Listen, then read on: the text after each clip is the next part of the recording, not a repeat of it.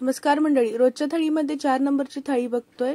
मला भरपूर अशा कमेंट्स होत्या की ताई तुम्ही जे फोटो शेअर करतात त्यांची रेसिपी दाखवा म्हणून। तर आज आपण डाळ बटाट्याची रेसिपी बघतोय।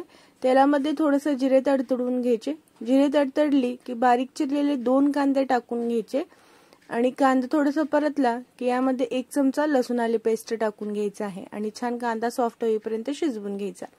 त्यानंतर 2 बारीक चिरलेले टोमॅटो टाकायचे, चवीपुरतं थोडंसं मीठ टाकून घ्यायचं आणि टोमॅटो छान शिजवून घ्यायचे आहेत। डाळ बटाट्यामध्ये कांदा आणि टोमॅटो थोडासा जास्त वापरला की मस्त लागतो खाण्यासाठी। आता यामध्ये 2 चमचे कांदा लसूण चटणी टाकून घेऊयात। तुम्ही त्याऐवजी लाल तिखट वापरू शकता।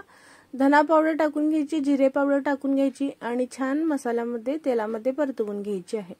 जास्तीचे मसाले इथे लागत नाही। आता इथे मी 1 वाटी मसूर डाळ स्वच्छ धुवून घेतलेली आहे, ती टाकून परतवून घ्यायची। छान परतल्यानंतर यामध्ये जितपत तुम्हाला रस्सा बनवायचा आहे त्यानुसार पाणी टाकून घ्यायचं। त्यानंतर 1 चमचा गरम मसाला पावडर टाकून घ्यायची, थोडीशी चिरलेली कोथिंबीर टाकून घ्यायची आणि इथे मी 2 बटाटे उकडून टाकलेले आहेत। यामध्ये मी शिजवणार नाही तर उकडून घेतलेले आहेत आणि झाकण लावून 2 मिनिटे वाफ काढून घ्यायची आहे। अर्धवट झाकण ठेवायचं। बघू शकता मस्त असा कट आलेला आहे आणि डाळ ही शिजलेली आहे। डाळीला 100% शिजवायचं नाही, 80 ते 85% शिजवायचं आणि राहिलेली डाळ ही गॅस बंद करून ठेवतो त्यावेळेस गरमच असते, त्यामध्ये ही डाळ शिजते। अशा पद्धतीने बनवलं की खाण्यात मस्त लागते। आता आपण इथे सुक्या भाजीला बनवूयात। कढईमध्ये 1 चमचा तेल घ्यायचं, त्यामध्ये 1 चमचा जिरे टाकून तडतडवून घ्यायची। सोबत बारीक चिरलेला 1 कांदा टाकायचा आणि परतवून घ्यायचा। त्यानंतर 1 टोमॅटो टाकून घ्यायचा, तो देखील परतवून घ्यायचा। इथे मी 2 चमचे कांदा लसूण चटणी वापरलेली आहे।